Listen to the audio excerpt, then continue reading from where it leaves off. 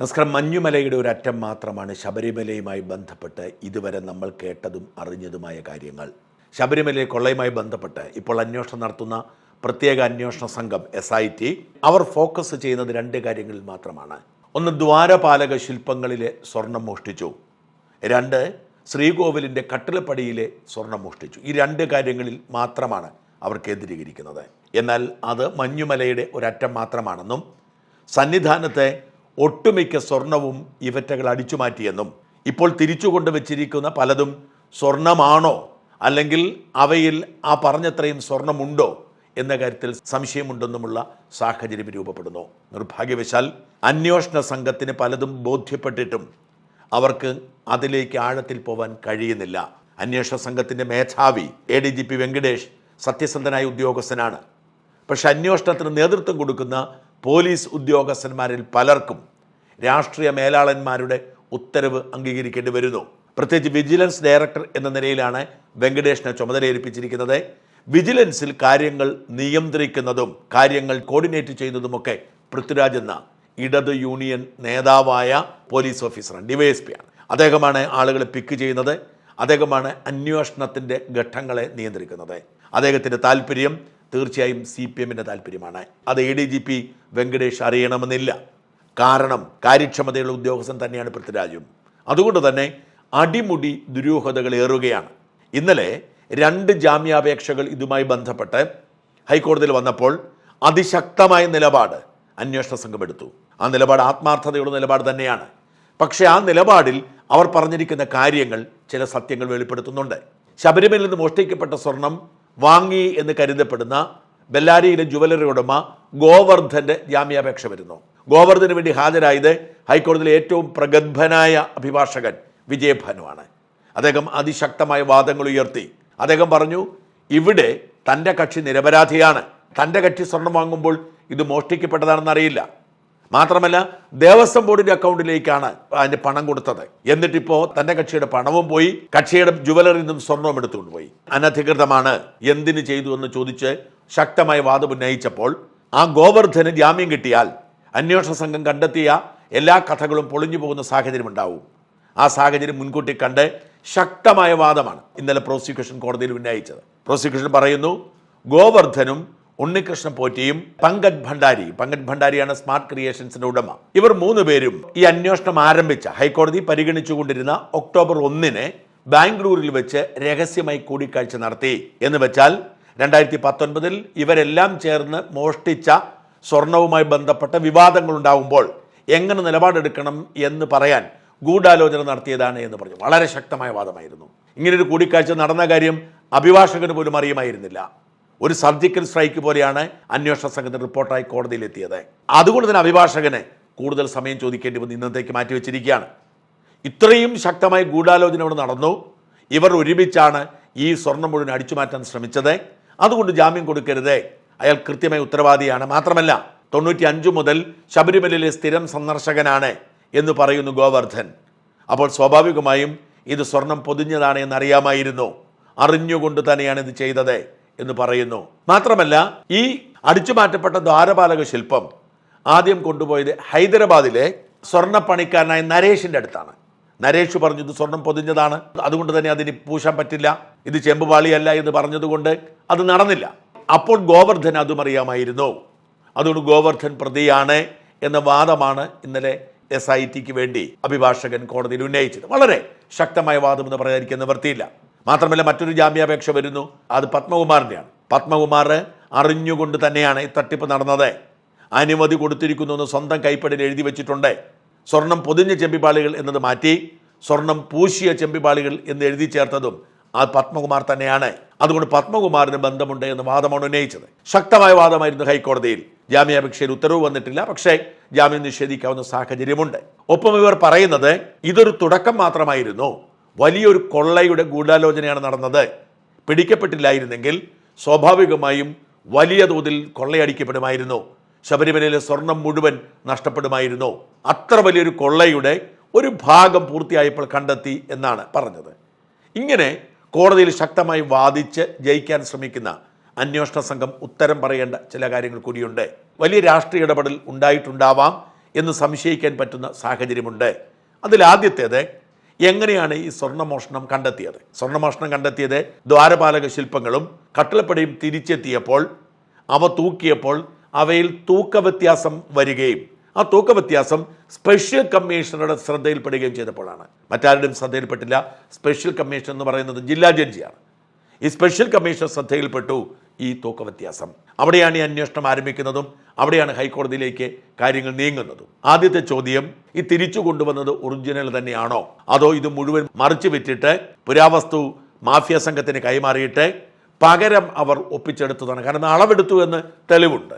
ശബരിമല ക്ഷേത്രത്തിന് ശ്രീകോവിലിൻ്റെതടക്കം മേൽക്കൂരയുടേതടക്കം സകല സംവിധാനങ്ങളുടെയും അളവ് ഇവർ എടുത്തിട്ടുണ്ട്. ഈ അളവെടുത്തത് പുതിയത് നിർമ്മിക്കാനാവാം. അങ്ങനെയെങ്കിൽ ഈ പുതിയത് നിർമ്മിച്ചു കൊണ്ടുവന്നതാണോ? അതിൻ്റെ മൂല്യം എത്രമാത്രമുണ്ട്? ഇത് അടിമുടി മോഷണം പോയിട്ടുണ്ടോ? ഏറ്റവും പ്രസക്തമായ ചോദ്യമാണ്. അന്വേഷണ സംഘം അന്വേഷിച്ചോ? അതിൻ്റെ പിറകെ പോയോ? രണ്ടാമത്തെ ഏറ്റവും സുപ്രധാനമായ ചോദ്യം, ശബരിമലയിൽ നിന്നും കട്ടിളപ്പടിയും ദ്വാരപാലക വിഗ്രഹവും ഇളക്കിക്കൊണ്ടുപോയി എന്ന് പറയുന്നുണ്ട്. പക്ഷേ ഈ കട്ടിളപ്പടിയും ഈ ദ്വാരപാലക വിഗ്രഹവും അടങ്ങിയ വലിയ ഭാരമേറിയ വസ്തുക്കൾ, ഈ വസ്തുക്കൾ എങ്ങനെയാണ് സന്നിധാനത്തുനിന്ന് പുറത്തേക്ക് പോയത്? എന്തായാലും ദേവസ്വം പ്രസിഡന്റ് പത്മകുമാറിനും അവിടുത്തെ ഉദ്യോഗസ്ഥൻ മുരാരി ബാബുവിനും അല്ലെങ്കിൽ ഇപ്പോൾ അറസ്റ്റിലായിരിക്കുന്ന ദേവസ്വം മെമ്പർമാർക്കും അവർക്കെല്ലാം കൂടി ചെയ്യാൻ പറ്റുന്ന സംവിധാനമല്ല. ഇത് ചുമന്നുകൊണ്ട് പോവണം. ഇത് ചുമന്നുകൊണ്ട് പോയോ അതോ വാഹനത്തിൽ കൊണ്ടുപോയോ? അങ്ങനെയെങ്കിൽ ആരാണ് കൊണ്ടുപോയത്? ഏത് വാഹനത്തിലാണ് കൊണ്ടുപോയത്? ഇതിൻ്റെ പേപ്പർ വർക്കുകൾ പോലീസ് കൊടുത്തോ? ഇവിടുന്ന് അനുമതി കിട്ടിയിട്ടുണ്ടെങ്കിലും പോലീസിന് ചുമതലയുണ്ടല്ലോ, അവർക്ക് ബുക്കുണ്ടാവുമല്ലോ, നടത്തിയിട്ടുണ്ടോ? ഈ കേസിൻ്റെ അന്വേഷണം കൃത്യമാകണമെങ്കിൽ ഇതിന് തുടർച്ചയാണിത്. ഇളക്കിയെടുത്തത് ഇവരെല്ലാം കൂടി ചേർന്നാണ്, സമ്മതിച്ചിരിക്കുന്നു. ഈ ഇളക്കിയത് എങ്ങനെ പുറത്തേക്ക് കൊണ്ടുപോയി? ഈ പുറത്തേക്ക് കൊണ്ടുപോയത് ഏത് വഴിയെല്ലാം പോയി? ആരൊക്കെ ഇതിൻ്റെ ഭാഗമായിരുന്നു? അവരെ കണ്ടെത്തണ്ടേ? ഒരു കേസ് അന്വേഷണത്തിൻ്റെ ഏറ്റവും പ്രധാനപ്പെട്ട കാര്യം ചെയിനാണ്, കണ്ടിന്യൂസ് ചെയിനാണ്. അപ്പോൾ ഇതിലെ കണ്ടിന്യൂസ് ചെയിൻ എന്ന് പറയുന്നത് ഇത് ആര് ചുമന്നു കൊണ്ടുപോയി അല്ലെങ്കിൽ ആര് വണ്ടിയിൽ കയറ്റിക്കൊണ്ടുപോയി എന്നതാണ്. അതേക്കുറിച്ച് അന്വേഷണമില്ല. അത്തരം ഒരാളുടെയും മൊഴി ഈ അന്വേഷണ റിപ്പോർട്ടിൽ ഒരിടത്തുമില്ല. എന്തുകൊണ്ട് അത് ചെയ്യുന്നില്ല? അടുത്ത ഏറ്റവും സുപ്രധാനമായ ചോദ്യം, ഇങ്ങനെ കടത്തിക്കൊണ്ടുപോയിരിക്കുന്ന സ്വർണം ഏത് വഴിയൊക്കെയാണ് പോയത്? 39 ദിവസം എടുത്തു. ഈ 39 ദിവസം എവിടെയെല്ലാം പോയി എന്ന് കൃത്യമായി കണക്കെടുത്തോ? എവിടെയൊക്കെയോ പോയി, ചിലരെയൊക്കെ കണ്ടു എന്ന് പറയുന്നതല്ലാതെ ഈ 39 ദിവസവും ഇത് യാത്ര ചെയ്ത വഴികൾ, ഇത് ഹാൾട്ട് ചെയ്ത വഴികൾ, കണ്ട വഴികൾ കണ്ടെത്തിയോ? ഇല്ല. അപ്പോൾ അതിൻ്റെ പിന്നിലൊക്കെ ദുരൂഹതകളുണ്ട്. ഈ 39 ദിവസത്തിന് ശേഷം ഇവിടെ എത്തി എന്ന് പറയുന്നത് പോലും എത്രമാത്രം വാസ്തവമാണ്? അവരെയൊക്കെ കണ്ടെത്തണ്ടേ? ആ വഴിയിലൂടെ പോവണ്ടേ? ചെയ്തോ? അടുത്ത ചോദ്യം, ഇവിടെ നിന്ന് ഇളക്കിക്കൊണ്ടുപോയ ഈ സ്വർണം അത് ഉരുക്കിയെടുത്തു എന്നാണ് പറയുന്നത്. ഉരുക്കിയെടുത്തിരിക്കുന്ന സ്വർണം അത് കണ്ടുപിടിച്ചോ? ഈ ബെല്ലാരിയിലെ ഗോവർദ്ധന്റെ സ്വർണം പിടിച്ചെടുത്തിരിക്കുന്നത് പുതിയ സ്വർണ്ണമാണെന്ന് വ്യക്തമാണ്. എന്തായാലും ഗോവർദ്ധൻ 2019 കാശ് കൊടുത്ത് സ്വർണം മേടിച്ചിട്ട് 2025 അന്വേഷണ സംഘം വരുന്നത് വരെ ഇതാ ഞാൻ ഉരുക്കി വെച്ചിരിക്കുന്നു, നിങ്ങൾ എടുത്തുകൊണ്ട് പോകും എന്ന് പറയത്തില്ല. ഗോവർദ്ധൻ കൃത്യമായി പറഞ്ഞിട്ടുണ്ട്, അതെൻ്റെ പുതിയ സ്വർണ്ണമാണ്, അത് ശബരിമല സ്വർണവുമായി ഒരു ബന്ധവുമില്ല എന്ന് പറഞ്ഞിട്ടുണ്ട്. ഗോവർദ്ധന്റെ വാദം ആ സ്വർണം ഉരുക്കിയതൊക്കെ ആഭരണമാക്കി വിറ്റെന്നാണ്. അത് എത്രമാത്രം വിശ്വസനീയമാണെന്ന് അറിയില്ല. അപ്പോൾ ആ സ്വർണം എവിടെ പോയി? എന്നിട്ട് ആ സ്വർണം ഇല്ലാതെ നിങ്ങൾ എന്തിനാണ് പുതിയ സ്വർണം എടുത്തിട്ട് റിക്കവറി എന്ന് പറഞ്ഞ് പറ്റിക്കാൻ ശ്രമിക്കുന്നത്? അന്വേഷണ സംഘം പറയേണ്ടതാണ്. അപ്പോൾ ഇവിടെ നിന്ന് മനസ്സിലാക്കേണ്ടത്, ഇത് വലിയൊരു ഗൂഢാലോചനയുണ്ട്. ഇവിടുന്ന് പോയിരിക്കുന്ന ആഭരണങ്ങൾ അതേ രീതിയിൽ തന്നെ അന്താരാഷ്ട്ര മാഫിയയ്ക്ക് വിറ്റിട്ടുണ്ട് എന്നാണ്. ഈ സ്വർണ്ണം ഉരുക്കൊക്കെ ഇതിൻ്റെ ഒരു ഭാഗമായി പറയുന്ന കണക്കാണ്. ഒരുപക്ഷേ ദേവസ്വം ബോർഡിലേക്ക് കുറച്ച് പണം തിരിച്ചടയ്ക്കാൻ വേണ്ടി ഒരു കുതന്ത്രം എന്ന നിലയിലാവാം കുറച്ച് സ്വർണം ഒരുക്കിയതും അങ്ങനെ കണക്കിൽ ദേവസ്വം ബോർഡിലേക്ക് സ്വർണത്തിന് പണം കൊടുത്തു എന്ന് വരുത്തി തീർത്തതും. അതിനാണല്ലോ കത്തെഴുതി ബാക്കിയുണ്ട് എന്ത് ചെയ്യണം, ഇതൊക്കെ ഗൂഢാലോചനയുടെ ഭാഗമാണ്. ഞങ്ങൾ കൊണ്ടുപോയിട്ടില്ല എന്ന് വരുത്തി തീർക്കാനുള്ള ഭാഗമാണ്. ഈ ആഭരണങ്ങൾ ഇതെല്ലാം കടൽ കടന്നിട്ടുണ്ടോ? ഈ പറയുന്ന പത്മകുമാർ അടക്കം ഈ ഗൂഢാലോചന സംഘത്തിലെ ഇടനിലക്കാരും രാഷ്ട്രീയക്കാരും ഒക്കെ വിദേശ സന്ദർശനം ധാരാളം നടത്തിയിട്ടുണ്ട്. ആ വിദേശത്ത് അവർക്ക് എന്തിടപാടായിരുന്നു? അന്വേഷിക്കണ്ടേ? സ്വാഭാവികം അന്വേഷിക്കേണ്ടതല്ലേ? അതുപോലെ ആരാണ് ഇതിലെ പ്രതികൾ? പ്രതികളായി പറയുന്നത് ദേവസ്വം ബോർഡ് ജീവനക്കാരും ദേവസ്വം ബോർഡ് അംഗങ്ങളും മാത്രമാണ്. മറ്റാരും പ്രതികളായിട്ടില്ല. അതെങ്ങനെയാണ് ശരിയാവുന്നത്? പോലീസുകാർ പ്രതിയാവണ്ടേ? സ്വാഭാവികമായും ഇത് കടത്തിക്ക് കൊണ്ടുപോകുമ്പോൾ പോലീസുകാർ അവരുടെ ഡ്യൂട്ടി ചെയ്തിട്ടില്ലെങ്കിൽ, ഇവിടെ ഇഷ്ടംപോലെ പോലീസ്, ഇത്രയും പ്രധാനപ്പെട്ട സന്നിധാനത്ത് പോലീസ് സുരക്ഷാ ഉദ്യോഗസ്ഥരില്ലാതെ വരില്ലല്ലോ. അപ്പോൾ ആരുടെയും എന്തുകൊണ്ട് പേര് കേൾക്കാത്തത്? ഈ പോലീസ് ഉദ്യോഗസ്ഥന്മാർ ആരായിരുന്നു അനുമതി കൊടുത്തത്? എന്താ അവരുടെ മൊഴിയെടുത്തോ? അവരെന്തുകൊണ്ട് പ്രതികളാവുന്നില്ല? ഈ ആഭരണങ്ങൾ പോയ വഴികളിലുള്ള ആരും എന്തുകൊണ്ട് പ്രതികളാവുന്നില്ല? രാഷ്ട്രീയക്കാർ എന്തുകൊണ്ട് പ്രതികളാവുന്നില്ല? എന്തുകൊണ്ട് ഇപ്പോൾ പ്രതി ചേർക്കപ്പെട്ടിരിക്കുന്ന 3 ദേവസ്വം ബോർഡ് അംഗങ്ങളിൽ 2 പേരെ അറസ്റ്റ് ചെയ്തിട്ടും ഒരാൾ അറസ്റ്റ് ചെയ്യാത്തത്?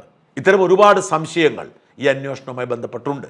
തീർച്ചയായും ഇതിൽ ഏറ്റവും പ്രധാനപ്പെട്ട ആൾ തന്നെയാണ് KP ശങ്കരദാസ്. എന്തുകൊണ്ടാണ് ശങ്കരദാസിനെ അറസ്റ്റ് ചെയ്യാത്തത്? ജയകുമാറിനെയും പത്മകുമാറിനെ അറസ്റ്റ് ചെയ്തിട്ടും എന്തുകൊണ്ടാണ് ശങ്കരദാസിനെ അറസ്റ്റ് ചെയ്യാത്തത്? ഇതിനോടൊപ്പം തന്നെ ഈ കൊള്ളയുടെ വ്യാപ്തി ബോധ്യപ്പെടുത്തുന്ന ചില കാര്യങ്ങൾ കൂടി ശ്രദ്ധിക്കേണ്ടതുണ്ട്. പോറ്റിയുടെ വീട്ടിൽ ശബരിമല വിജിലൻസ് നടത്തിയ റെയ്ഡിൽ ഒരു വ്യാജ പീഠം കണ്ടെത്തിയിരുന്നു. വ്യാജ പീഠം ഉണ്ടായിരുന്നു. അത് വളരെ കൃത്യമാണ്. പീഠം നിർമ്മിച്ചതാണ്. അതിലേക്ക് അന്വേഷണം പോയില്ല.